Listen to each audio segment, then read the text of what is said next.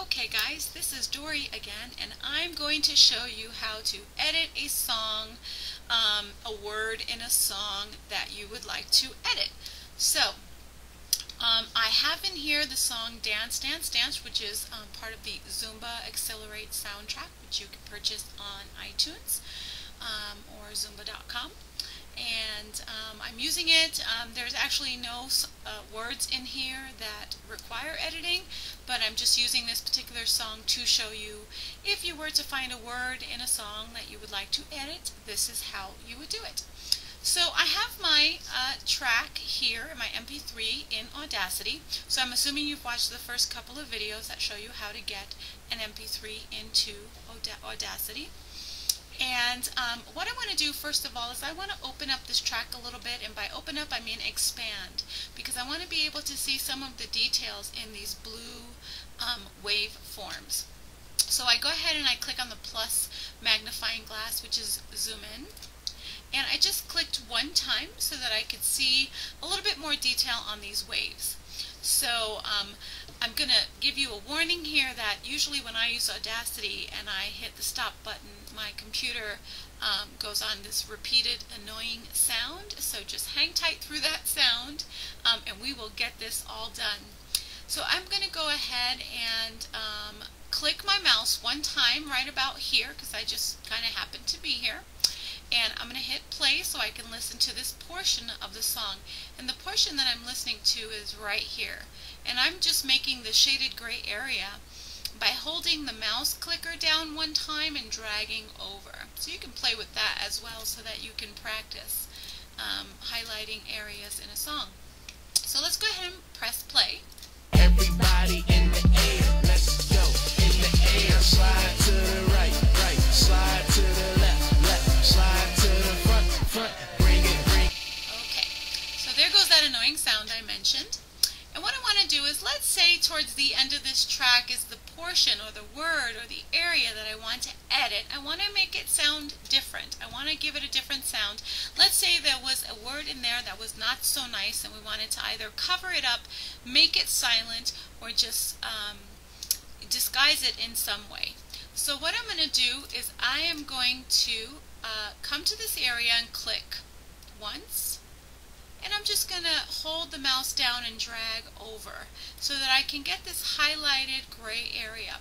And it may take you a few times to try it, so that way you can figure out, you know, what is the appropriate space, how much of that gray area do you actually need in order to effectively disguise that part in the song. You may need to hold the mouse clicker down here to get the fingertip pointing so that you can make it smaller or bigger. Okay, so you can play around with that. This is a tutorial, so this is to give you the general idea on how to do it. So I have this highlighted area. A couple of things I like to do. There's a couple of different ways that you can do this. I'm going to go ahead and click on the word effect, and I'm going to scroll down to wah wah. And I'm going to click that. I'm going to keep all the settings and hit OK. So what I'm going to do is just click my mouse one time. So in other words, it just changed that particular part of the song to have this wah-wah effect. So I'm going to click a few seconds before it and hit play again so I can see how the part in the song has changed. Slide to the front, front, bring it. Okay, did you hear that kind of scratching sound? Let's try again. Left, slide to the front, front, bring it. So it made it sound a little bit different. Alrighty, let's say I didn't like the way that sounded and I wanted something a little bit different. I'm just going to click the undo button, which is the backward arrow, and my area is highlighted again gray. I'm going to choose another effect. So I'm going to go here to effect, and I'm going to hit reverse, just to see what happens when I take that piece of the music and make it backwards. I'm clicking a few seconds before that area. Okay, so that also sounded like a record scratching or skipping. Let's listen to that again so you can hear the difference. Slide to the right, right, slide to the left, left, slide to the front, bring it back. Okay, so also a very very good way to disguise the sound. Let's say I didn't like that either and wanted to choose something else. I'm going to go ahead and hit undo. My area is still highlighted gray. This time I'm going to stay away from the effects column and I'm going to go to generate.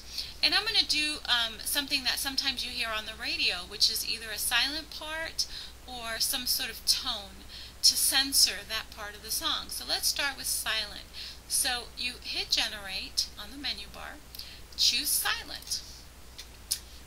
Leave all the settings the way they are right now and generate silence. So you see the actual here visibly that it has changed. Let's go ahead and go a few seconds before that part and press play. To the right, right, slide to the left, left, slide to the front, bring it back, back. Okay, so that particular one is not one of my favorites, but they do in some radio songs do that, and it's really small space. I'm going to click undo. My area is still highlighted gray. I'm going to click generate tone, and I'm just going to leave it on the waveform sine, or I'm not sure, I'm assuming that's how it's pronounced, sine. You know, I have my New York Spanglish thing going on.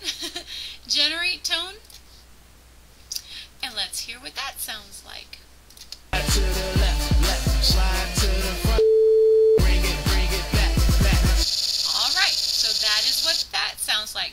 So in other words, you can play with these particular sound effects and edit a word in a song that you need to edit. So I'm going to undo that.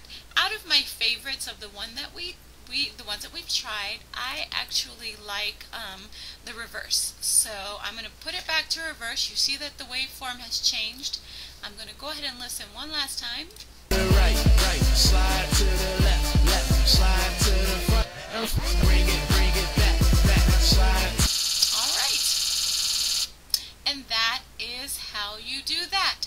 So you're going to go onward after this to the next video where I'm going to show you now how to save this song file and get it back into your iTunes so that you can sync it into your iPod playlist. Alrighty, talk to you soon.